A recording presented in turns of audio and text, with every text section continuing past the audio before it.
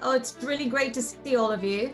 My charity Be Kind movement is hosting this session to discover stories of compassion and resilience and kindness from your communities, especially over this year of the pandemic.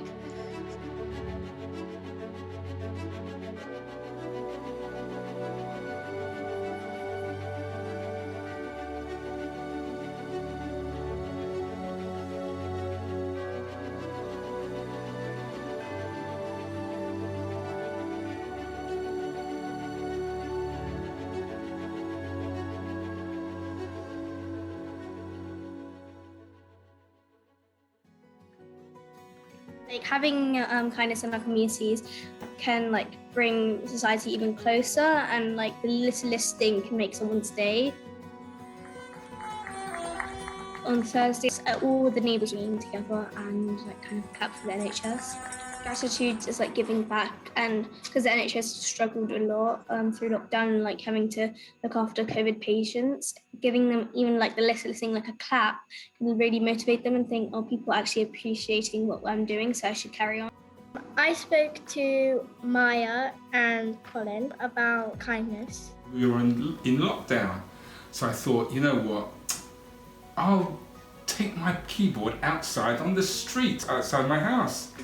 And I just started to play. And as I was playing, the neighbours started to come out and listen to the music. I did it the following week, and the week after that, and the week after that, because we were having so much fun.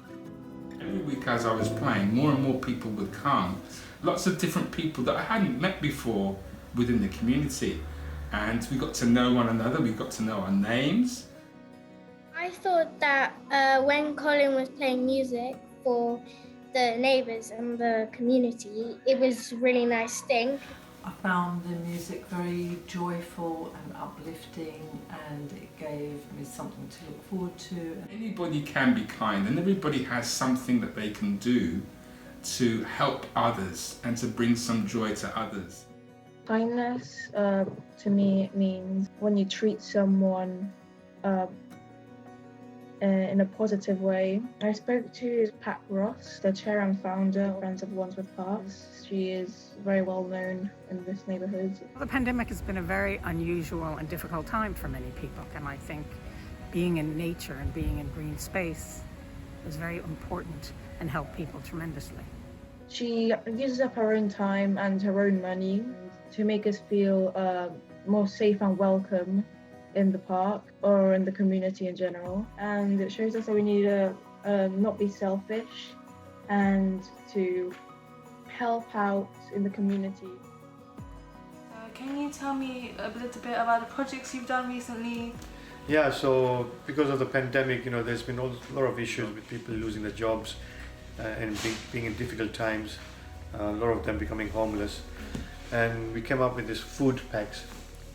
So we were working with a charity called Crisis, who especially do work with the homeless. I've completed my interview with a man living here in Earlsfield. He helped his neighbour, an elderly lady, with her garden. Throughout lockdown, we was knocking on the door from time to time to see if she needed anything, and it just seemed like an evolution of that.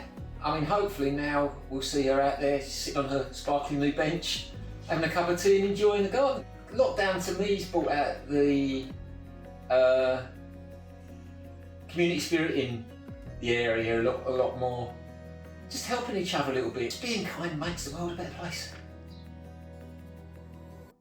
We'd been told in our town that we were going to be accepting 12 refugee families and that they were needing great care. They'd been through trauma, they had children. One day we were driving back to where we lived, and there on the side of the road, on a big open green space, sat a little family. And I said, "Do you come from Syria?"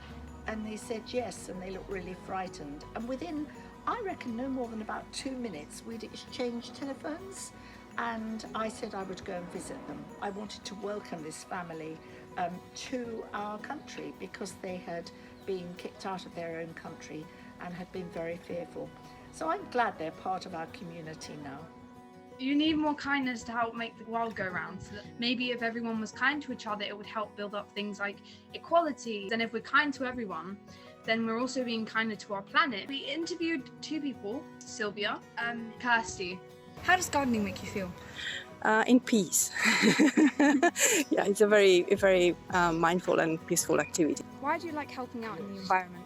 It's really important that we take care of it, and because we don't have another option, I think we should really do whatever we can to keep it healthy. I think the environment is just amazing and nature's so beautiful that we all want to preserve it and keep it, particularly in London where we don't have loads and loads of green space, so we need to make the best that we can, particularly for all the animals and birds and insects and things. We learned about how they nurtured for that gardening space. That was their kindness. They've mastered showing it to people and they can now master showing it to plants. Spoke to Carl about his channel swim. So probably about 13 or 14 years ago, I was going into work and I read a story about a young boy who needed a bone marrow transplant. I was too old at that time to donate bone marrow, so I decided to raise money by swimming the English Channel. And for the first 8 hours I probably thought that I wasn't going to make it, but in the last 5 hours I got a whole heap of energy from thinking about all of the people who'd sponsored me and thinking about that first little boy I read about who needed a bone marrow transplant, and I was going to raise about £15,000, and that's what got me to France. I spent 2 years training and I put a lot of pressure on myself, and therefore on the day when I actually clambered up the rocks at Caprine, it was a huge relief, and I found the largest rock that I could and sat down and burst into tears. I chose to write a poem about my foster carer Susie. She helps me a lot, and sometimes I don't give that kindness back, and I sat there and I felt that I needed to write a poem about her because she means a lot to me and that she does too much for me and I don't sometimes give it back. She helps me with life. I love her and she loves me. Kindness can be anywhere. It's like a package. It can be given and returned. The world revolves around kindness. Everyone needs kindness.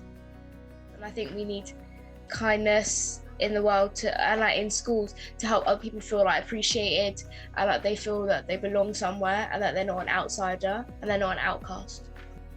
In our school, we've been doing lots of things for kindness. So in my class, we have been doing a compliments jar. So the children all wrote a nice compliment about someone in the class, and I made sure that everybody had a compliment written about them, and they were added into the jar, and then at the end of the day we would read one out. Well, in my class we've got a kindness tree, and every time a child in the class does something that's kind, they come and they write it down and we put it on our kindness tree. Yesterday, Miss Euxter gave me some post-it notes to write some kind things to stick them around the school. How did you feel about that, and how do you feel it's made the school better? Well, I felt really calm to get some kindness on a post-it note. I haven't really seen it yet, but I've been looking everywhere. Here's 2 roses, one for you and one for you to give to someone for kindness. That's very sweet of you. Thank you very much.